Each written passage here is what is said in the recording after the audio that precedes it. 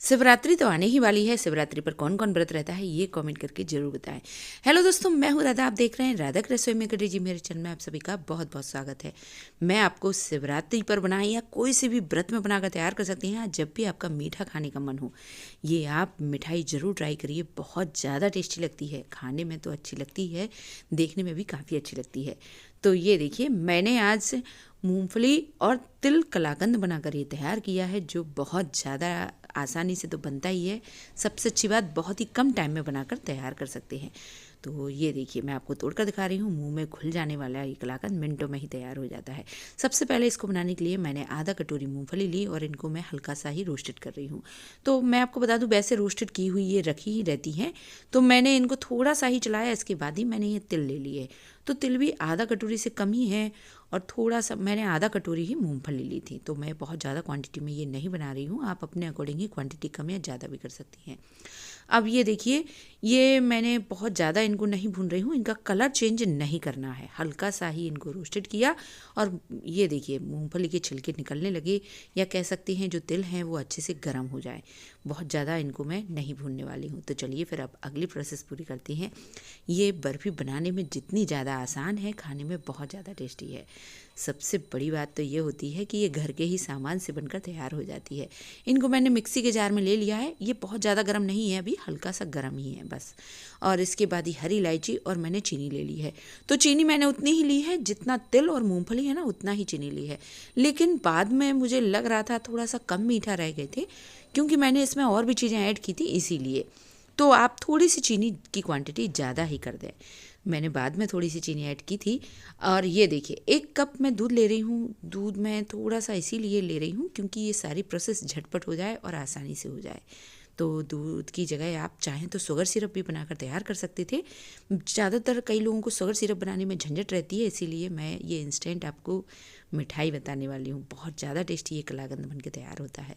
तो ये देखिए, मैंने दूध में, अब जैसे ही दूध हल्का सा गर्म हुआ, इसके बाद ही मैंने मावा ले लिया है। मावा भी उतना ही है जितना तिल और मूंगफली मैंने लिए हैं।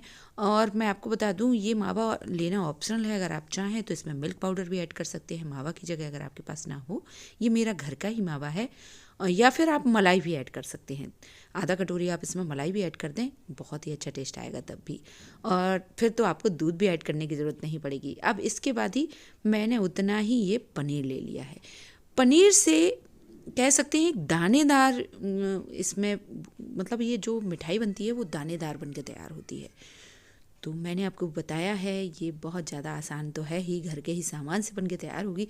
सबसे अच्छी बात, ये बहुत ज़्यादा हेल्दी भी होने वाली है। बच्चों के लिए बनाकर उनको खिला सकते हैं, बहुत ही ज़्यादा हेल्दी रहेगी। सभी को अच्छे से जैसे ही मिक्स किया और बस जैसे ही अच्छे से ही उबाल आने लगे सभी में, इसके बाद ही तुरंत ही बाद ही आपको ये पाउडर डाल देना है। तो मैंने आपको बताया है कि ये सिर्फ आप सारी प्रोसेस ही 5 मिनट में ही कर सकते हैं। तो ये 5 मिनट ही लगा था मुझे सारी प्रोसेस करने में। बस इसको मिक्स करूँगी और तुरंत ही इसका एक डो बनकर तैयार भी हो जाएगा। ये देखिए, तुरंत ही ये डो फॉर्म में आ चुकी है। इसको मैं थोड़ी देर तक और चलाती रहूँगी। और ये देखिए, जैसे ही ये पैन छोड़ने लगे तो आप समझ जाएं ये डो पूरी तरह से ही तैयार हो चुका है। और आपको ध्यान रखना है, गैस की फ्लेम मीडियम ही रखना है सारी प्रोसेस में। तो बस मैं अब गैस की फ्लेम मैंने ऑफ कर दी है। इसको थोड़ी देर और चलाती रही। इसके बाद ही मैंने एक टिफ़िन लिया, उसको ग्रीस कर लिया है। इसमें थोड़े से ड्राई फ्रूट्स डाल रही हूँ। ये ऑप्शनल है, अगर आप डालना चाहें तो डाल भी सकती हैं, रहने भी दे सकती हैं।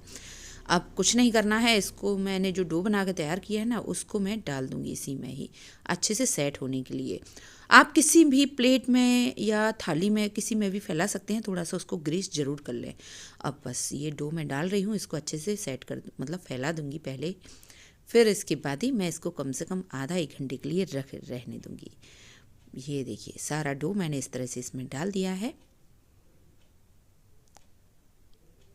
और इसको मैं सेट होने के लिए रख दूँगी, या कह सकते हैं ठंडा होने के बाद ही मैं इसको कट करके दिखाती हूँ आपको। तो जैसे ही ये पूरी तरह से ही ठंडा हुआ, ये देखिए, मैं आपको निकाल कर दिखा रही हूँ। देखकर तो आपको पता चल ही गया होगा, फुल ऑफ प्रोटीन, कैल्शियम, सारी चीज़ों से भरपूर ये आपकी मिठाई, वो भी सिर्फ 5 मिनट में घर के ही सामान से बनकर तैयार हो जाती है। ना ही जिसमें घी की ज़रूरत, ना ही किसी और चीज़ की।